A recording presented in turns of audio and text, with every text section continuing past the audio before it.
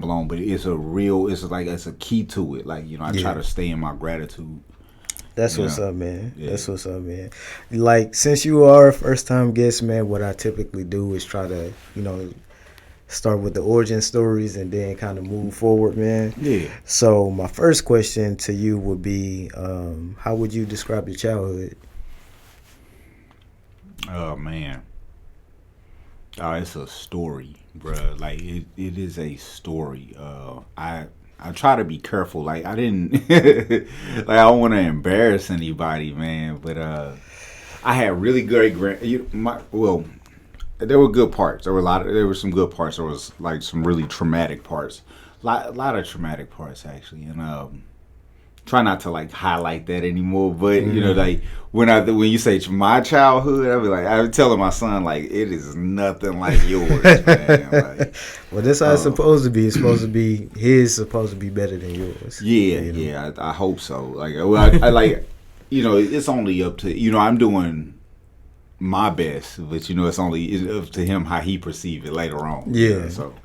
But I think I'm pretty sure like he sees that I'm not here to tear him down. And like we were just raised in a difficult time, and I ain't have a lot of resources. Like like my mom was like my stepdad got killed when I was 10, and ironically he died in my biological father's arms. And my dad had like a bunch of some other kids and other family, like so he wasn't in my life like that. I knew who he was, but I didn't know for a very long time. I was actually like a daddy's boy, like when I got the chance to be, I was like, oh yeah, this makes sense, like and then seeing my son, like he's just there, like I see how we kind of naturally are, and it reawakened, but it was not it wasn't easy. I'm the oldest out of both of my parents' children, and so like it was tough. I'm trying, like, I guess I don't I'm being careful. Whatever you comfortable with, man. I mean, like I appreciate all of the good parts, but like with my stepdad being killed, my mom had some difficulties. Like me, it was me and my little sister, and then we have other step siblings and whatnot. But yeah, man, I really wouldn't. It wasn't all bad, but it's like when I see what's available now to kids with like two parents and their parents have resources. Man, yeah, like it's not it's nothing I can say was like, it's like I can't actually say it's good. A lot of times my mama especially, she did as good as she could. My dad, made some he made some decisions that he would probably not make if he could go back and do it. Like I try not to be harsh on him. I recognize like we grew up in a time where like crack cocaine came out, and it dramatically shifted the culture in my neighborhood specifically. Like, so I'm from the west side, I guess. Like, I guess grew up on Cates and Wright and streets like that. But my grandma's from Mimica, so that was like really the furthest north that I would go is Mimica, like, or the Jennings, and then I moved to Normandy, and yeah, man, like now that I have resources. Oh man, like with life back then, I'm like, man, if I just had resources back then, I'd have probably been president now. Like, so you the oldest of how many? Shit. So my mom had 2 children. Okay. My dad had 4. And so then my mom got married to my sister's dad, and he actually has 2 children that are older than me, but like his son is like 3 months older than me, and his daughter was like maybe a year and a half older than me. Okay. And so in that ranking, I'm like at 3rd, but like in my immediate family, like even with my like first cousin, with like my cousins, my first cousins, my most of my second cousins, I'm the oldest of the like generation on both sides. So yeah, I mean, so I have three little sisters and one big sister, and then three brothers. Okay. And then one brother that's older, one sister that's older. But my brother and I that's older, we're the same age. And I got you. And you were primarily with your my mom. Yeah. Okay. And so most of your childhood growing up, it was your mom and your sisters. Yeah. My mom and I like raised my sister. Like she would always call her my daughter's sister. Like hella inappropriate mom. Like like I often say I didn't get a childhood. Like when I got my first job at what was I, like 14, like freshman year. You know, and I was like working every day, like every other day, if not. Like I remember, like I could have played baseball, and you didn't have the resources to get all of like the stuff that I need. So I just like, and then I had an opportunity to get this job with my godmom at Natrix Cleaners, and she used to pay me $10 a day.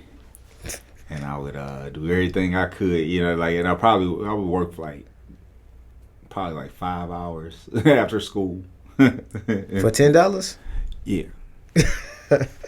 That's like kids don't like. My first job was like the Esquire, and I think I got paid like $7.70 an hour, like back then. Man, you I mean, you that sound kind of good to me. And then like after that, not even like that's my first job with like a W-2. Yeah. And so like I went from like $3, it was like $2 an hour maybe, to making $7 an hour, and I did everything at the Esquire. Like I ended up getting a job early, doing a lot of stuff early. Like did you feel like you had to get a job early? Yes, absolutely. Okay. Yeah, if I wanted stuff, like I bought my first pair of name brand. Well, yeah, because I remember I bought the Allen Iversons. I had saved up my money. Yeah. And it wasn't the answers or the questions. It was the ones that came after that. I could describe them to a T right now, but like I wanted stuff like that. You know, like I wanted to be cool. Like this is around the time Allen Iverson was out, so you had what was like the music. I want to say No Limit, and like Reeboks was the everything for like I just saw my homeboy in some Reebok classes. I was like, bro.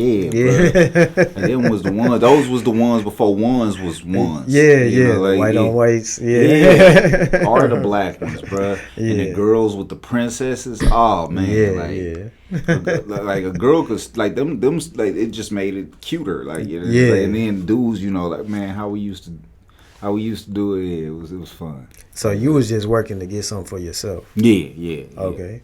And then that was it. Like trying to get myself some cool stuff, and and eventually I ended up taking care of the house. Like at by 16, I was like contributed a large amount of the money I worked for to the household. Like taking my sisters to work with me. And they would just stay at work with me all night and watch every movie in the movie theater and eat free popcorn all night.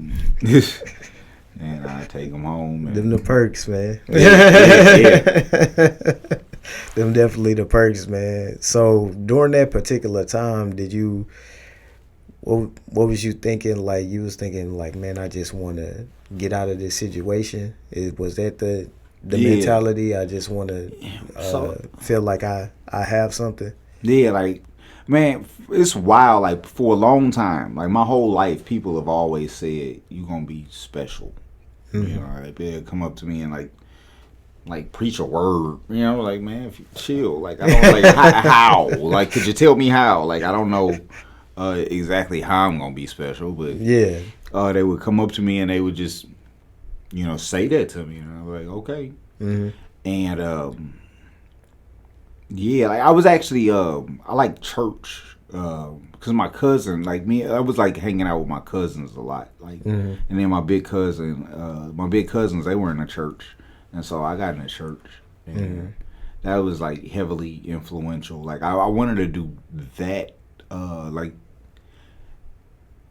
more than anything. Like, you know, I didn't want to go to hell. It's like, you know, like just trying to like figure out a way, how can I like not go to hell? Like, you know, because like honestly, like all of the, you know, the thoughts that pop up, not necessarily knowing how to control them, nor having guidance or like any direction or actual connection to my name, because like my government name